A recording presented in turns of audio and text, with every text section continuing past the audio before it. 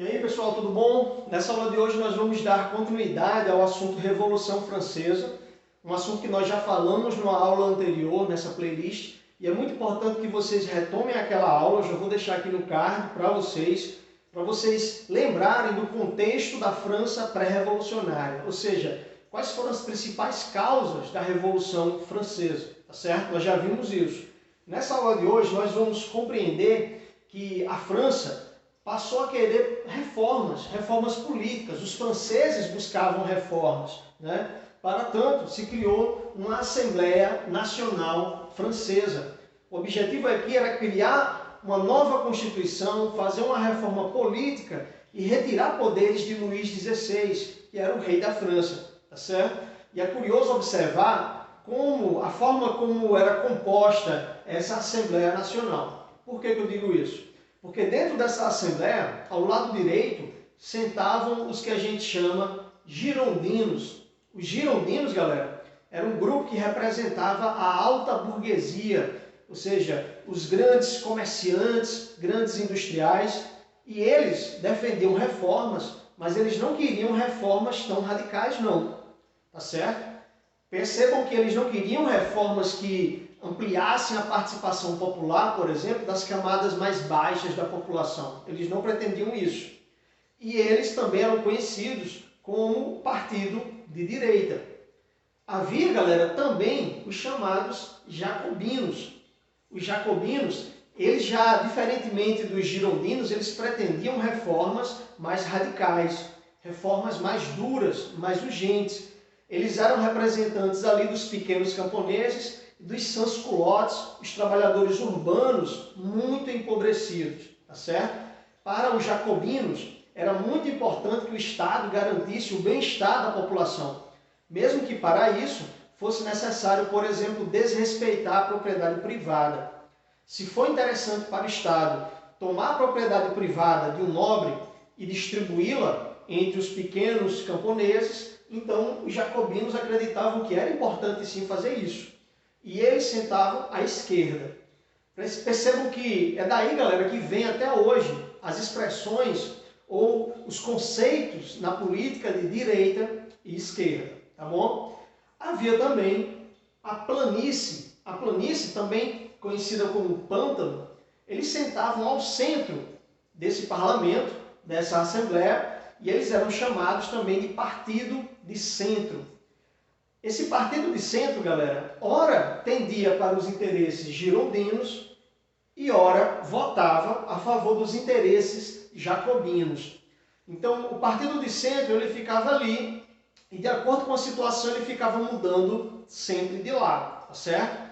Essa era a Assembleia Nacional Francesa, que vai elaborar uma nova Constituição. E aí é muito importante que vocês compreendam as características dessa nova Constituição Francesa, que vai ser a Constituição de 1791.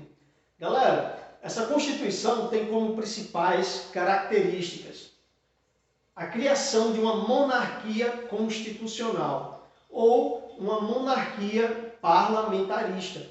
Pessoal, a partir dessa Constituição ficava estipulado que o rei ele não iria mais concentrar todo o poder na França.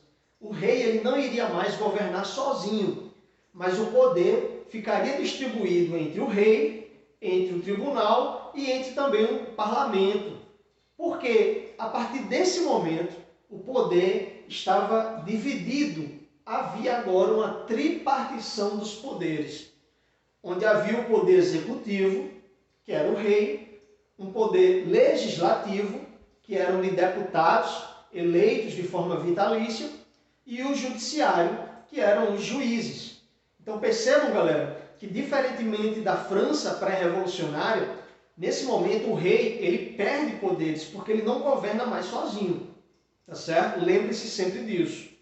E foi estipulado também o voto censitário. Ou seja, o que é esse voto censitário? Pessoal, só quem podia votar para os deputados que iriam formar o legislativo era quem tinha renda. Ou seja, nem todo mundo poderia participar da política, apenas quem tinha renda, quem tinha recursos financeiros. Isso aí foi uma ideia, uma decisão dos girondinos para barrar ali os jacobinos. Ou seja, foi uma decisão da alta burguesia para tentar barrar as tentativas políticas dos jacobinos de ampliar a reforma política para dar vez e voz aos menos favorecidos, tá certo?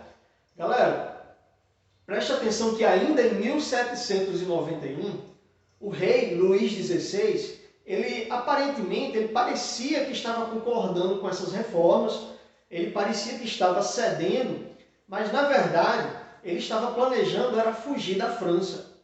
Nesse ano de 1791, Luís XVI, junto com sua família, ele tenta fugir da França, tá certo? E qual era o objetivo de Luís XVI, professor, em fugir da França? Galera, ele queria fugir para a Áustria, para ali conseguir o apoio tanto da monarquia austríaca como da Prússia, para organizar um exército e invadir a França. E por que esses reis estrangeiros iriam se interessar em ajudar Luís XVI? Porque, galera, passou a haver um temor muito forte de que a revolução, os ideais da Revolução Francesa acabassem se espalhando pela Europa. Se isso acontecesse, não era apenas Luís XVI que estava em risco, mas os outros reis da Europa também estavam em risco, tá certo? Tanto que a partir desse momento, vários reis passaram a se unir e constantemente a invadirem a França, tentando pôr fim à Revolução. Mas o fato é que Luís XVI ele foi descoberto e foi capturado, ele não conseguiu fugir da França. E nesse momento, várias milícias a favor da Revolução passaram já ali a defender nas ruas que Luís XVI deveria perder o posto de rei. Ele deveria perder, ele deveria ser derrubado do trono. E assim foi feito. A questão é que Luís XVI ele vai ser preso. E a França sem um rei, não havia mais sentido a Constituição de 1791, porque não havia mais sentido a ideia de tripartição dos poderes, tá certo? Então vai ser necessário agora elaborar uma nova fase. E a Constituição de 1791, ela passa mais uma vez a não valer, ela foi excluída, tá certo? E nessa nova fase, nós chamamos de a Convenção Nacional, que é o período da República. Se não existe mais rei, então a França agora vai ser uma república, galera. E nesse momento, o que vai ser instituído? Pessoal, vai ser instituído, a proclamação da República. Nessa fase, galera, nessa fase da convenção, inicialmente ela era dominada pelos girondinos, mas pouco a pouco os jacobinos eles começaram a ganhar apoio da população e apoio na convenção.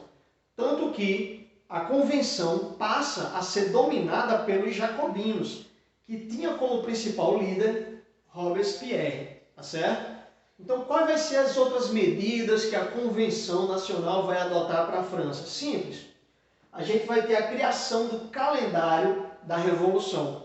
Ou seja, por que criar um novo calendário, professor? O objetivo aqui dos revolucionários era fazer com que aquele período anterior à Revolução fosse esquecido, né? Então, foi criado aqui um novo calendário que estipulava o ano de 1792, ou seja, o primeiro ano da República, como o primeiro ano da nova França que então surgia, tá certo? Foi criado também, decidiu-se, aliás, que o rei ele deveria ser julgado. Luís XVI, galera, foi julgado e condenado por traição. E o fato é que Luís XVI, em 1793, ele foi guilhotinado, ou seja, ele foi degolado, ele perdeu a cabeça, literalmente, em praça pública, tá certo? Percebam como a Revolução Francesa passou a ser temida pelos demais reis da Europa. E percebam como era importante para os outros reis se organizarem e tentarem pôr um fim na Revolução. Tá certo? Já pensou se essas ideias começam a se espalhar? Isso era um risco para os reis estrangeiros. Tá? Lembrem-se sempre disso. E lembrem-se também que durante esse período vai ser criado o Comitê de Salvação Pública. Galera, por meio desse comitê, algumas reformas muito importantes foram adotadas, como, por exemplo, foi feita a reforma agrária. Ou seja, foi distribuída entre os pequenos camponeses terras, tá certo? Foi instituído também o ensino gratuito obrigatório em toda a França, tá? Foi proibida a escravidão nas colônias francesas também. E uma outra ação muito importante foi o controle do preço dos alimentos. Ou seja, a Convenção Nacional ficou responsável por controlar o preço dos alimentos. E como é que se faria isso? Foi estipulado a lei do preço máximo, para que os alimentos não subissem em grande quantidade o valor, para que os camponeses, por exemplo, pudessem se alimentar, pudessem comer bem. Ficou proibido o aumento do preço a partir de determinado valor, tá certo? Essa foi a forma como a Convenção Nacional tentou ali driblar a fome, que já aterrorizava bastante as camadas menos favorecidas na França, tá certo, galera? E aí, galera, algo que passou a acontecer nesse período também, que é uma fase que a gente chama de o terror. E por que o terror? Porque, galera, os jacobinos, à frente da Convenção Nacional, à frente da República, eles vão se radicalizar cada vez mais. A ponto que... E por que eles vão se radicalizar? Galera, qualquer pessoa que fosse apontada como suspeito, contra-revolucionário, alguém que fosse contra a República, por exemplo, ele era morto, ele era guilhotinado, tá certo? Inclusive, alguns líderes jacobinos foram guilhotinados, para vocês verem como o movimento ficou bastante radical, tá?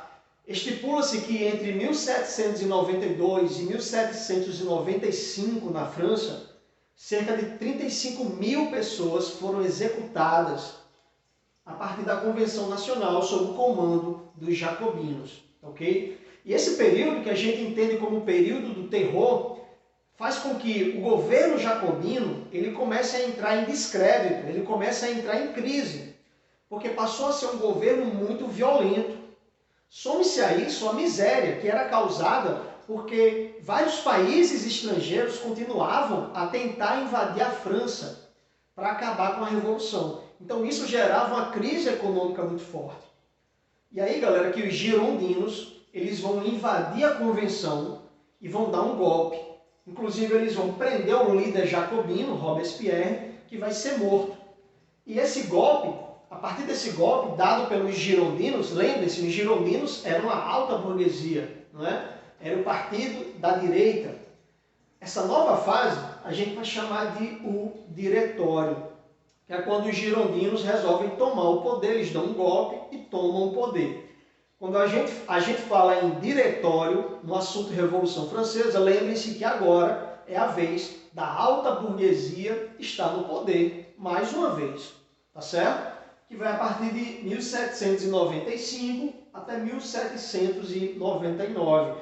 É um governo, então, sob o comando da alta burguesia. A primeira ação dos girondinos, galera, vai ser o retorno ao voto censitário. E por que vai ser retomado o voto censitário? Simples. Lembrem-se, o voto censitário é quando quem tem a participação, quem tem o direito de votar e quem tem renda. Quem é que tem renda nesse contexto? Apenas os girondinos, ou seja, a alta burguesia. Quando os girondinos adotam o voto censitário, galera, isso foi uma forma de excluir os jacobinos, de retirar o poder dos jacobinos, tá? Lembrem-se disso, ok? Um outro fator é que a crise econômica e financeira continua sendo presente durante o governo do diretório, devido às constantes invasões, tá certo? As invasões comandadas por reis estrangeiros que vão ainda tentar colocar um fim na Revolução. E toda essa crise financeira faz com que vários grupos de camponeses, de trabalhadores urbanos, eles façam manifestações e mais manifestações. E é aí que a alta burguesia resolve ter uma ideia para acabar com a crise política nessa época, que é o que a gente chama de o golpe do 18 Brumário. Os girondinos vão fazer o seguinte, eles vão apoiar a tomada do poder por um jovem general nessa época, um general que era muito famoso na França já, que era o grande Napoleão Bonaparte. Os girondinos então vão apoiar o golpe, onde Napoleão Bonaparte ele vai tomar o poder, e a grande ideia é que Napoleão Bonaparte, ao tomar o poder, ele concentre todo o poder em suas mãos. Ele vai inicialmente se tornar um cônsul, mas posteriormente, galera, Napoleão vai se tornar imperador.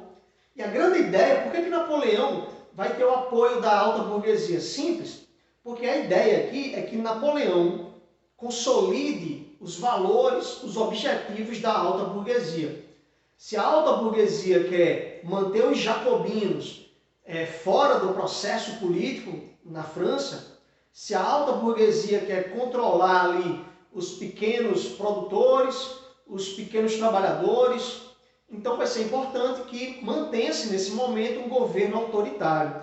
E aí então que sobe ao poder Napoleão Bonaparte, tá certo? Consolidando a alta burguesia e pondo um fim no processo da Revolução Francesa. Pessoal, lembre-se sempre que a partir do 18 Brumário, o golpe do 18 Brumário, que é como a gente chama essa subida de Napoleão ao poder, nós temos aí uma França, uma revolução, que ela termina com o quê? Com a consolidação, não do pequeno camponês, do trabalhador pobre, não, mas de uma parte do terceiro estado, que era aquela parte que tinha condições. Ou seja, quem se dá bem, no fim das contas, vai ser a alta burguesia. O grupo ali que é o grupo dos grandes comerciantes, dos grandes industriais, aqueles que tinham condições, tá certo? E assim termina o ciclo da Revolução Francesa. Espero que vocês tenham entendido bem, certo? Qualquer dúvida, escreve nos comentários. Fiquem bem, se protejam e um abraço forte para todos. Tchau!